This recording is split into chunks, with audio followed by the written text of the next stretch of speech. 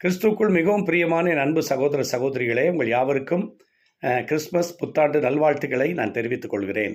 இந்த நாளிலும் நம்முடைய தியானத்திற்கென்று இந்த கிறிஸ்மஸை குறித்து சில காரியங்களை வேதத்திலிருந்து தியானிக்கலாம். கலாத்தியர் 4ஆம் அதிகாரம் 5வது வசனத்தை வாசிக்கும் பொழுது வேதத்தில் பார்க்கிறோம், காலம் நிறைவேறின போது ஸ்திரீனிடத்தில் பிறந்தவரும் நியாயப்பிரமாணத்திற்கு கீழானவருமாகிய தம்முடைய குமாரனை அனுப்பினார். ஆண்டவராய் கர்த்தர் அந்த காலம் நிறைவேறின பொழுது ஆண்டவராகிய இயேசு கிறிஸ்து நமக்காய் இந்த பூமிக்குள்ளே அனுப்பப்பட்டார் என்பதாக வேதத்தில் எழுதப்பட்டிருக்கிறத நம்ம பார்க்கிறோம். நம்ம பல சமயத்தில் நினைத்துக் கொள்கிறோம், மனுஷன் மனுக்குலம் பாவத்திலே விழுந்ததுனால ஆண்டவர் ரொம்ப அர்ஜென்ட்டாக பண்ண ஒரு ரட்சிப்பின் காரியம்தான் இது என்று நாம் நினைக்க வேண்டாம். இல்லை, ஆண்டவருடைய ஆதீன தீர்மானத்திலேயே குமாரனை பூமிக்கு அனுப்ப வேண்டும், ஆண்டவராக இயேசு கிறிஸ்துவை பூமிக்கு அனுப்ப வேண்டும் என்பது அவருடைய திட்டமாய் காணப்படுகிறது. நம்மையும் கூட பாருங்கள், இந்த பூமிக்கெல்லாம் அஸ்திபாரம் போடுவதற்கு முன்பாகவே நம்மளை முன்குறித்திருக்கிறார், நம்மை தெரிந்து கொண்டிருக்கிறார் என்பதை நாம் அறிந்து கொள்ள வேண்டும். நம்மேல் அவர் அன்பு வைத்திருக்கிறார் என்பதை நாம் அறிந்து கொள்ள வேண்டும். ஏசாயா 9:6 பார்க்கிறோம், நமக்கு ஒரு பாலகன் பிறந்தார், நமக்கு ஒரு குமாரன் கொடுக்கப்பட்டார். ஒரு கணவன் மனைவிக்கு குழந்தை பிறந்தா என்ன சொல்லப்படும் பாருங்கள். அது என்ன சொல்லப்படும், அது எங்களுக்கு ஒரு குழந்தை பிறந்திருக்கு அப்படின்னு தான் என்ன செய்வாங்க, சொல்லுவாங்க. ஆனால் இங்கே பார்த்தீங்க அப்படின்னாக்க நமக்கு ஒரு பாலகன் பிறந்தார். அப்போ நமக்காய் பிறந்த அந்த பாலகனை பிதாவாகிய தேவன் வைத்து கொள்ளாமல் நமக்காக அந்த குமாரனை கொடுத்து விட்டார் என்பதாக வேத புஸ்தகத்திலே நாம் பார்க்கிறோம். யோவான் 3:16 பார்க்கிறோம், தேவன் தம்முடைய ஒரே பேரான குமாரனை விசுவாசிக்கிறவன் எவனோ அவன் கெட்டு போகாமல் நித்திய ஜீவனை அடையும்படிக்கு அவரை தந்தருளி இவ்வளவாய் உலகத்தில் அன்பு கூர்ந்தார். நித்திய ஜீவனை நாம் சுதந்திரித்துக் கொள்ள வேண்டும், நாம் மீட்கப்பட வேண்டும் என்பது தேவனுடைய சித்தமாக இருக்கிறது.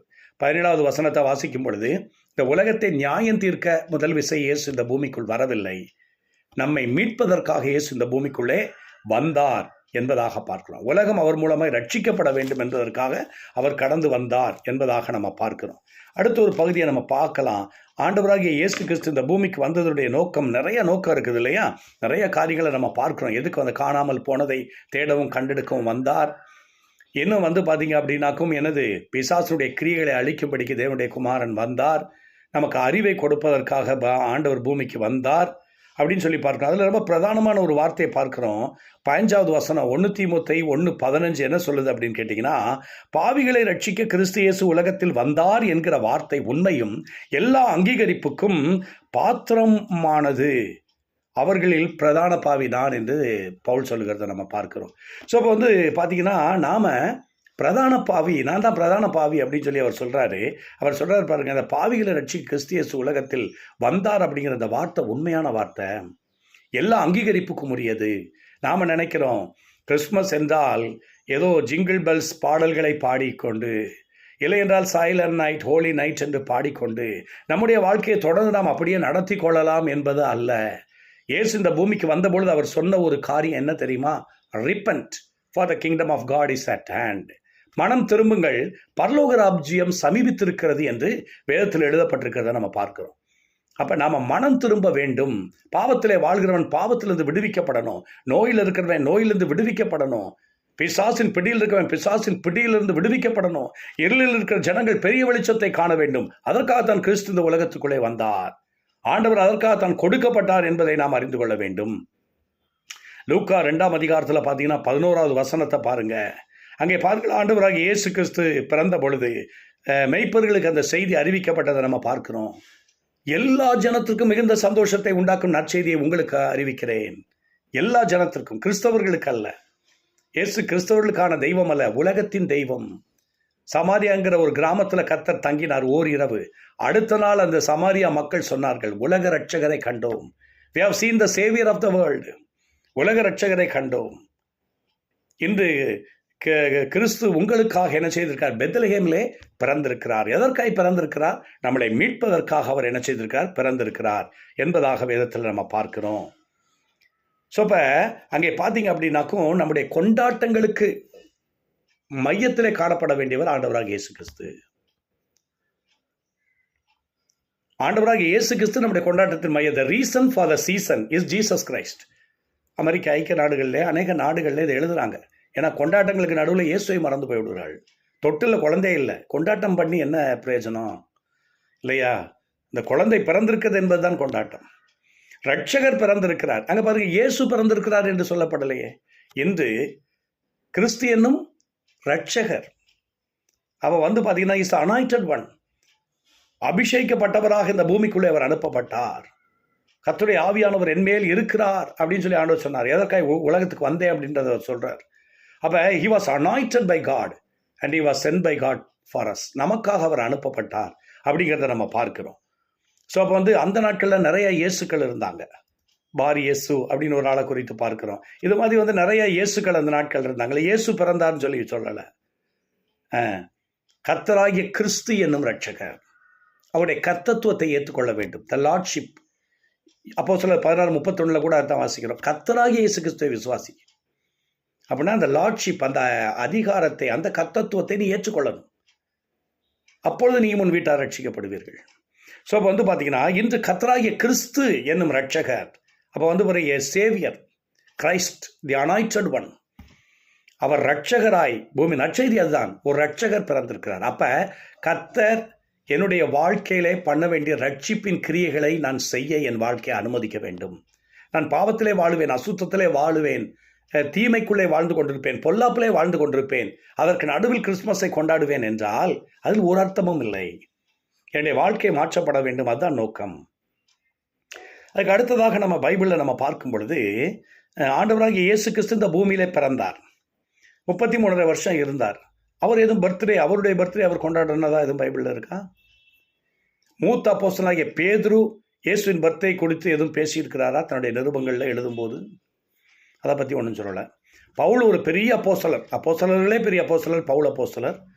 அவர் ஆண்டவருடைய பிறப்பை குறித்து, இப்போ இவங்கெல்லாம் ஃபோக்கஸ் பண்ணுறது என்ன அப்படின்னா, நம்முடைய வாழ்க்கையை மீட்டெடுப்பதற்காக, நம்மை ரட்சிப்பதற்காக இந்த ரட்சகர் வந்திருக்கிறார், அதுதான். ஸோ இப்போ இயேசு நம்முடைய கொண்டாட்டத்தின் மையமானவர்.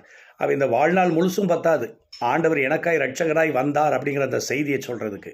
அப்போ இந்த இயேசு கிறிஸ்துடைய பிறப்பு, இப்போ நான் ரட்சிக்கப்பட்டேன், தண்ணீரில் இறங்கி அவரோடு உடன்படிக்கை பண்ணிட்டேன், ஆவியின் அபிஷேகத்தை பெற்றுக்கொண்டேன். அப்போ இந்த கிறிஸ்மஸ் கொண்டாடப்படுகிறது எதற்காக? அங்கே பார்த்தீங்கன்னா எல்லா ஜனத்திற்கும் மிகுந்த சந்தோஷத்தை உண்டாக்கும் நற்செய்தி, அதை நான் அறிவிக்க வேண்டும். இப்போ கடந்த நாட்களில் கூட நாங்கள் ஒரு கிராமத்தில் போய் ஊழியம் செய்கிற ஒரு கிராமத்தில் போய் ஒரு 85 பேருக்கு தனித்தனியாய் சந்தித்து அவர்களுக்கு சுவிசேஷம் சொல்லி ஆண்டவரை பற்றி அறிவித்து வந்திருக்கிறோம். ஸோ அப்போ இதற்கு தான், அப்போ என்னுடைய வாழ்க்கையில் இந்த ரட்சிப்பு நிறைவேறிவிட்டது. சரி, ஆண்டவராக இயேசு கிறிஸ்து இருந்தாரே, அவர் எதுவும் என்னுடைய பர்த்டே நீங்கள் எல்லாரும் கொண்டாடுங்கப்பா அப்படின்னு சொன்னாரா?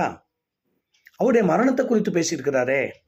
லூக்கா 22:19-20, 1 கொரிந்தியர் புஸ்தகம் 11ஆம் அதிகாரம் 25-26 வசனங்களில் அங்கே பார்த்தீங்கன்னா அவருடைய மரணத்தை குறித்து பேசப்பட்டிருக்கிறத நீங்கள் பார்க்க முடியும். 1 கொரிந்தியர் 11:25-26 நான் படிக்கிறேன் உங்களுக்காக. போஜனம் பண்ண பின்பு அவர் அந்தப்படியே பாத்திரத்தை எடுத்து, இந்த பாத்திரம் என் இரத்தத்தினால் ஆகிய புதிய உடன்படிக்கையாக இருக்கிறது, நீங்கள் இதை பானம் பண்ணும்போதெல்லாம் என்னை நினைவு கூறும்படி இதை செய்யுங்கள். இந்த மாதிரி அவருடைய பர்த்டே எதுவும் நினைவு கூறுங்கள் அப்படின்னு சொல்லியிருக்கிறாரா? அடுத்த வசனத்தை பாருங்க. ஆகையால் நீங்கள் இந்த அப்பத்தை புசித்து இந்த பாத்திரத்தில் பானம் பண்ணும் போதெல்லாம் கர்த்தர் வரும் அளவும் அவருடைய மரணத்தை தெரிவிக்கிறீர்கள். ஸோ இப்போ இங்கே பார்த்தீங்க அப்படின்னா 3 காரியங்கள். You are remembering the death of our Lord Jesus Christ. You are doing it. இதை செய்யும் போதெல்லாம், கம்யூனியன் எடுக்கும் போதெல்லாம் ஆண்டவருடைய மரணத்தை நீங்கள் திங்க் பண்ணிட்டு அதை செய்கிறீங்க. 3வது, you are showing the death of our Lord Jesus Christ. அப்போஸ்தலர் 2:46 நீங்கள் பார்த்தீங்க அப்படின்னா, அவர்கள் வீடுகள் தோறும் அப்பம் பிட்டார்கள் அப்படிங்கிறத பார்க்குறோம். இன்றைக்கி மாதத்தில் ஒரு நாள், சில சமயம் 3 மாதத்தில் ஒரு நாள் தான் சில சபைகளிலெல்லாம் கம்யூனியன் சர்வீஸ் நடக்குது. வீடுகள் தோறும் அப்பம் பிட்டாங்க, டெய்லி ஆண்டவருடைய மரணத்தை நினைவு கூர்ந்தாங்க. அதனால தான் பலத்த அற்புதங்களும் உடைய பரிசுத்த பிள்ளையாகிய இயேசுவின் நாமத்தினாலே அற்புதங்களும் அடையாளங்களும் நடப்பதாக என்று சொல்லி அவங்க என்ன செஞ்சாங்க, பிரசங்கம் பண்ணதை நம்ம பார்க்கிறோம். ஸோ இப்போ ஆண்டவரை அவர்கள் என்ன செஞ்சாங்க, வல்லமையாய் பிரசங்கித்ததை நம்ம பார்க்கிறோம். ஸோ அப்போ இன்றைக்கு இந்த நற்செய்தியை நான் மற்றவர்களுக்கு அறிவிக்க வேண்டும். நான் ரட்சிக்கப்பட்டேன், இப்போ நான் செய்ய வேண்டிய காரியம் என்ன? ஒவ்வொரு கிறிஸ்மஸ் வரும்போதும் ஆண்டவருடைய 2வது வருகை ஒன்று இருக்கிறது. அதில் ரட்சகராய் அல்ல, பாடுபடுகிற ஒரு நபராக அல்ல, அவர் ராஜாதி ராஜனாய் வரப்போகிறார், நியாயாதிபதியாய் வரப்போகிறார். அவரை சந்திக்க நான் ஆயத்தப்பட வேண்டும். மனுஷகுமாரனுக்கு முன்பாக நிற்க பாத்திரவான்களாய் எண்ணப்படும்படி நீங்கள் விழித்திருந்து ஜெபம் பண்ணுங்கள்னு எழுதியிருக்குதே. நான் விசுவாசத்தில் இருக்கிறேனா, அன்பில் இருக்கிறேனா என்று நம்மை நாமே பரிசோதித்து பார்க்க வேண்டும் என்று எழுதியிருக்கிறதே. அப்போ ஒவ்வொரு கிறிஸ்மஸ் வரும்போதும் என் ரட்சகர் வந்துவிட்டார், 2000 ஆண்டுகளுக்கு மேலாகிவிட்டது, நான் ரட்சிக்கப்பட்டு விட்டேன், இந்த ரட்சிப்பை என் நண்பர்கள், என் உறவினர்கள், என் இனத்தார், என் ஜனங்கள் எல்லாரும் அறிந்து கொள்ள வேண்டும் என்ற சிந்தை உங்களுக்குள் காணப்பட வேண்டும். கிறிஸ்மஸ் வந்தா இயேசுதான் பிறந்திருக்கிறாரு, அவருக்கு தானே ட்ரெஸ் எடுக்கணும், நமக்கு ட்ரெஸ் எடுக்கிறோம், அப்படி தானே, குடும்பத்துக்கே ட்ரெஸ் எடுக்கிறோம். பிறந்தவர் இயேசுக்கு தான் ட்ரெஸ் கொடுக்கணும். மத்தேயு சுவிசேஷத்தில் நீங்கள் பார்த்தீங்க அப்படின்னா 25ஆம் அதிகாரம் 36வது வசனத்தை நீங்கள் பார்த்தீங்கன்னா, அங்கே பார்த்தீங்கன்னா ஆண்டவர் சொல்கிறாரு, நான் வஸ்திரம் இல்லாமல் இருந்தேன், எனக்கு வஸ்திரம் கொடுத்தீர்கள். அதுக்கப்புறம் பார்த்தீங்கன்னா மத்தேயு 25:35 பார்த்தீங்கன்னா, நான் ஆகாரம் இல்லாமல் இருந்தேன், ருசியுள்ள பதார்த்தங்களை செய்து நாம் சாப்பிடுகிறோம். நான் பசியாய் இருந்தேன், எனக்கு ஆகாரம் கொடுத்தீர்கள். நான் அந்நியனாய் இருந்தேன், என்னை ஏற்றுக்கொண்டீர்கள். நான் வியாதிப்பட்டிருந்தேன், என்னை பார்க்க வந்தீர்கள். நான் சிறையில் இருந்தேன், என்னை காண வந்தீர்கள். அப்போ நீதிமான்கள் கேட்பாங்களா, என்ன கேட்பாங்களா, இதெல்லாம் எப்போ நடந்தது, எப்போ நாங்கள் உங்களுக்கு வஸ்திரம் கொடுத்தோம், எப்போ உங்களுக்கு ஆகாரம் கொடுத்தோம் அப்படின்னு. அப்போ பைபிளில் போட்டிருக்குது, இந்த சிறியோரில் ஒருவருக்கு நீங்கள் எதை செய்தீர்களோ அதை எனக்கே செய்தீர்கள் என்று கர்த்தர் சொன்னார். ஸோ அப்போ இன்னைக்கு நம்ம செய்ய வேண்டிய ஒரு காரியம் என்ன அப்படின்னு கேட்டிங்க அப்படின்னா, மற்றவர்களுக்கு, சிறியவர்களுக்கு ஆகாரம் நீங்கள் கொடுக்குறீங்க அப்படின்னா அது இயேசுக்கு ஆகாரம் கொடுக்கறதுக்கு சமானம். கிறிஸ்மஸ் அன்னைக்கு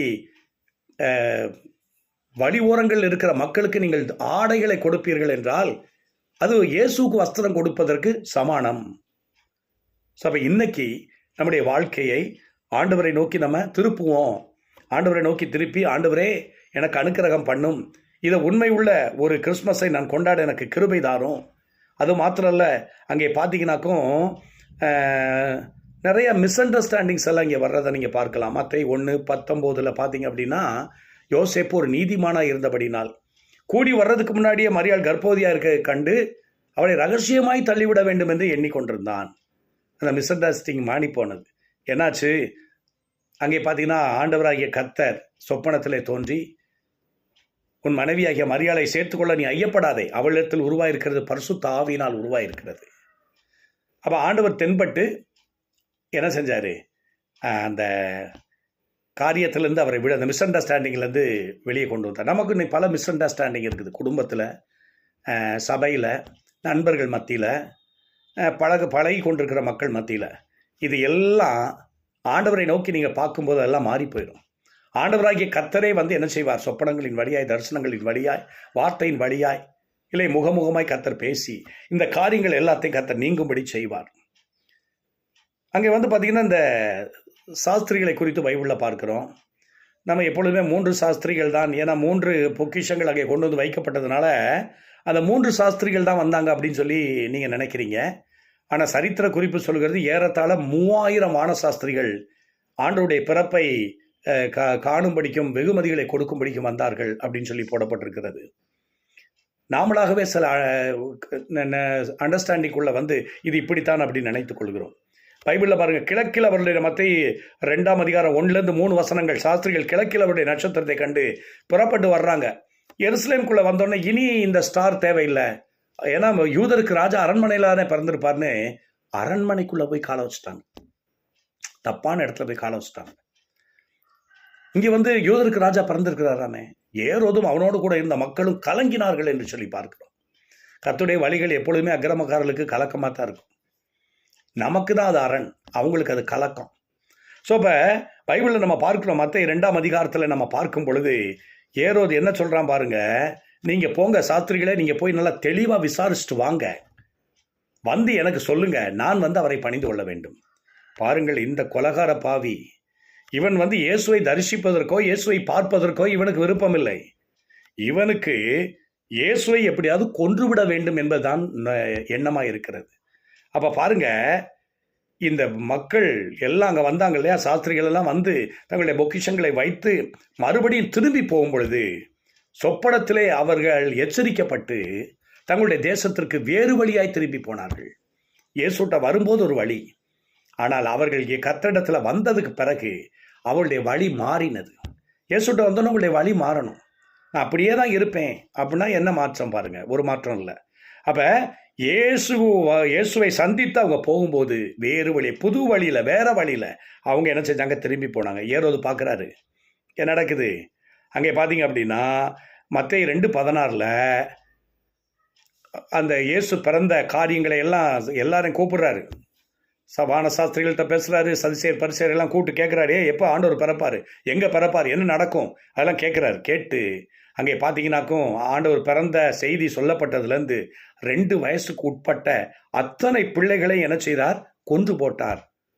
பிசாசுடைய நோக்கம் எப்பொழுதுமே அப்படித்தான், மொத்தமாக அடிச்சிடணும், காலி பண்ணிடணும் அப்படின்னு சொல்லி. அப்போ இயேசுவை அந்த 2 வயசில் எல்லா பிள்ளையும் சொல்லும்போது இயேசுவையும் கொல்லத்தானே வேணும். அப்போ எல்லாம் கொல்லப்படும். அது ஏதோ தானியலுடைய புஸ்தகத்தில் இதே காரியம் நடக்குது. சாஸ்திரிகளோடு சேர்த்து தானியலையும் சாத்ராக் மேஷாக் ஆபேத்நேகோவையும் கொல்ல முற்பட்டார் பிசாசு. ஆனால் அதுலேருந்து தப்பினார்கள். தேவன் இரக்கம் பாராட்டினார், தப்பினார்கள். அதுக்கு பிறகு தனித்தனியாக டீல் பண்ணுறதை பார்க்குறோம். அதே மாதிரி என்னுடைய வாழ்க்கையிலும் அப்படித்தான். நான் பிறந்த பொழுது நான் கொல்லப்பட வேண்டும், அப்படிப்பட்ட ஒரு சூழ்நிலை. என் தகப்பன் தன்னுடைய துப்பாக்கி எடுத்து என் மேல் சுட்ட பொழுது நான் மறிக்காமல் உயிரோடு இருந்தேன். நான் காக்கப்பட்டேன், கர்த்தரால் காக்கப்பட்டேன். கர்த்தர் எனக்கு உயிர் பிச்சையை கொடுத்தார். அதனால தான் தேவனுடைய வார்த்தையை பேசி கொண்டிருக்கிறேன்.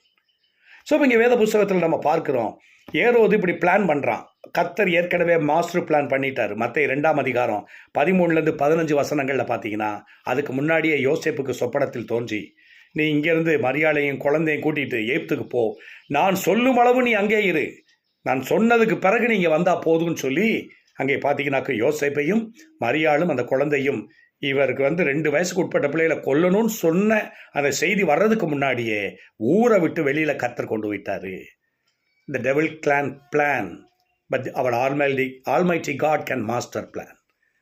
பிசாசு திட்டம் போடுவான், ஆனால் ஆண்டவராகிய கர்த்தர் மாஸ்டர் பிளான் பண்ணிடுவார். பிரியமானுள்ள இயேசு வந்ததின் நோக்கம் யோவான் 10:10 ஜீவனை கொடுக்கவும் அந்த ஜீவன் பரிபூர்ணப்படவும் வந்தேன் அப்படின்னு ஆண்டவராகிய கர்த்தர் சொன்னார். அப்போ இன்னைக்கு நாம் ஆண்டவரிடத்தில் நம்முடைய வாழ்க்கையை ஒப்பு கொடுப்போம்.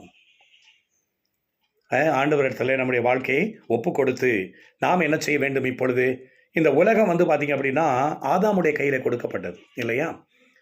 இந்த உலகம் முழுசு இதை பண்படுத்த, இதை நீர் பாய்ச்ச, இதை காக்க ஆண்டவர் கொடுத்தார். ஆனால் பிசாசு கையில் என்ன செஞ்சான்? ஆதாம் இந்த உலகத்தை விட்டு விட்டான் இல்லையா? ஆமாம், ஆண்டவர் வரும்போது கூட என்ன சொன்னார்? இந்த உலகத்தின் அதிபதி ஆதாமாக தான் இருந்தாப்புல.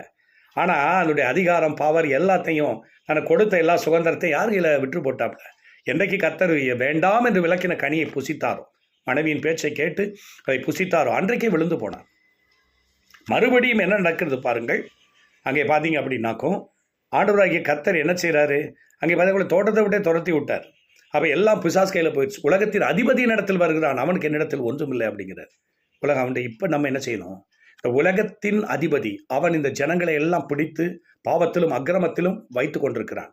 அவங்களுக்கு இந்த கிறிஸ்மஸ் செய்தியை சொல்லி, இந்த நற்செய்தியை சொல்லி, பிசாசின் பிடியிலிருந்து, பொல்லாப்பிலிருந்து, தீமையிலிருந்து, அறியாமையிலிருந்து அவர்களை விடுவித்து, கிறிஸ்துவின் அந்த பிறப்பை வைத்து, அந்த செய்தியை வைத்து, அவர் உங்களுக்காய், இந்த ரட்சகர் உங்களுக்காய் பிறந்திருக்காருப்பா, நீங்கள் இயேசுவிடத்தில் வாங்கன்னு சொல்லி என்ன செய்ய வேண்டும்? இந்த உலகத்தை இயேசு கிறிஸ்துவாலே, அவருடைய இரத்தத்தினால, அவருடைய வார்த்தையினால இந்த உலகத்தை மாற்றி நல்ல உலகமாக மறுபடியும் இயேசுவின் கையில் கொடுக்கணும்.